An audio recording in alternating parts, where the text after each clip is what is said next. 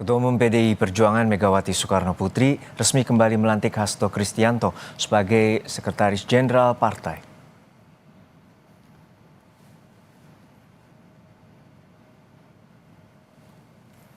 Pelantikan 9 pengurus DPP PDI Perjuangan periode 2025-2030 berlangsung tertutup. Satu dari 9 pengurus yang dilantik adalah Hasto Kristianto yang kembali ditunjuk Megawati sebagai Sekjen Partai berlambang banteng ini. Megawati sebelumnya merangkap sebagai Sekjen PDIP berdasarkan keputusan Kongres Partai di Bali beberapa waktu lalu. Saat itu Hasto baru saja mendapatkan amnesti dari Presiden Prabowo dalam kasus suap Harun Masiku.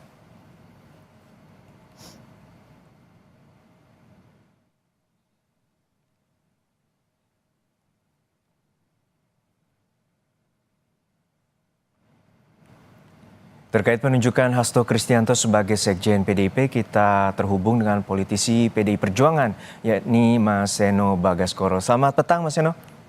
Selamat sore, Mas.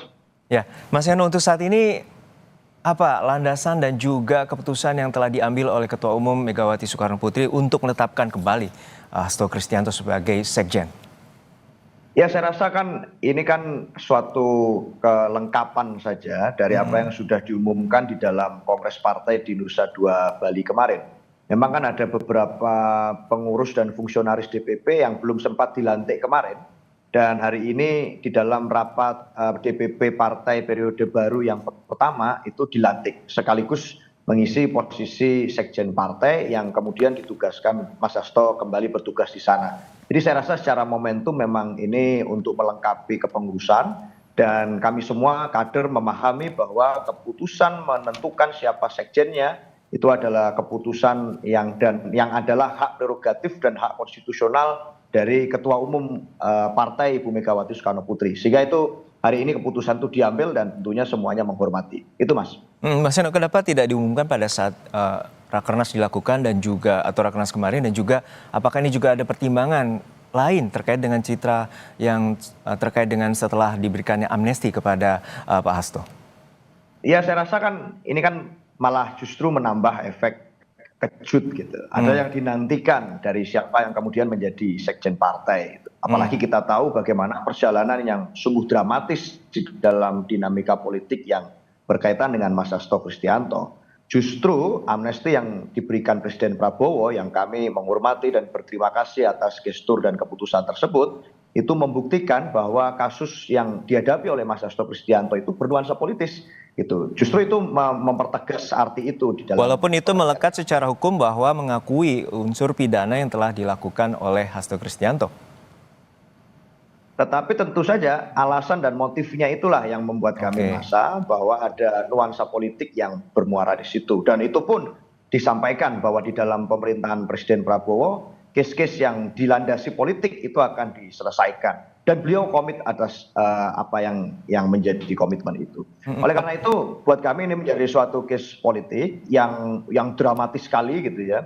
Dan kemudian hari ini kembali Mas Hasto Kristianto ditetapkan sebagai Sekjen Partai. Saya rasa justru pengalaman itu menjadi pengalaman yang sangat spiritual bagi Mas Hasto secara pribadi. Di dalam penjara beliau menulis dengan tulisan tangan, ada setidaknya 7 judul buku.